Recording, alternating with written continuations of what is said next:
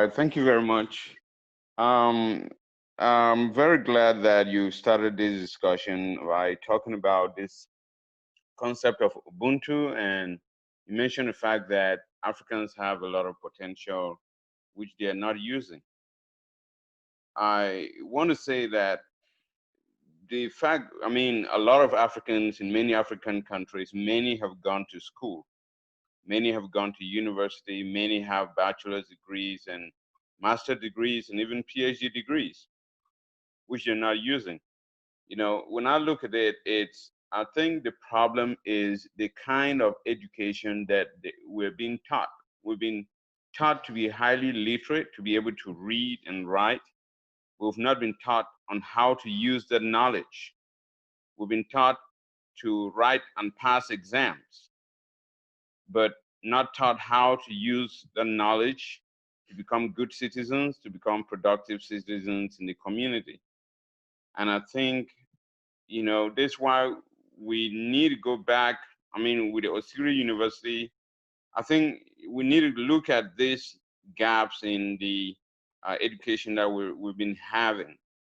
Even our leaders back in Africa, ma- many of them have been to Harvard. Many of them have PhDs from Cambridge, from Oxford, from Harvard, but they go home and I mean, the African countries still live in poverty and all of that. What has happened to all of that education they got from the West?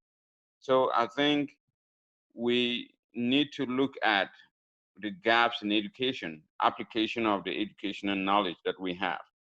Second thing is the mindset. I think the fact that we have potentials which we're not using comes from the fact that we often believe that we're not good enough.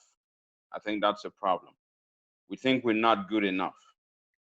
Many of us think we're not good enough. And that's why we keep waiting for somebody to come and hire us.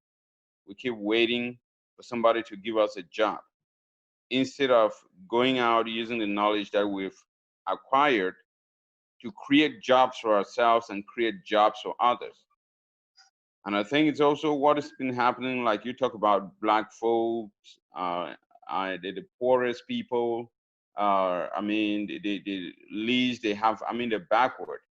Also, it's that mindset they grew up with. I'm not good enough. I'm not worthy of anything. I'm inferior to the other people, you know. So I think I'm glad that this event that happened with George Floyd has been like a catalyst that has awakened that sleeping spirit that many of us had to start fighting. But the thing is, it's what we're going to do with it after this. It's not what happens that is more important, but what we do with it, how we react to it.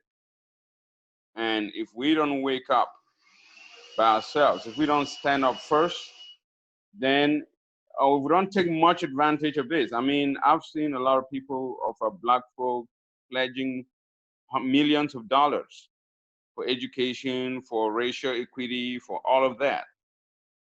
This is things that need to be happening. But the other thing is, I'm also glad that we have a lot of non-African folks joining.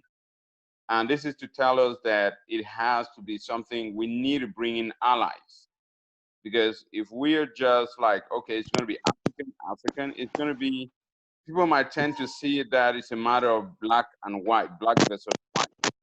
But having a lot of white people coming in, joining in the protest, shows that yes, we're having allies, and we need to work with those allies to be able to change society for better.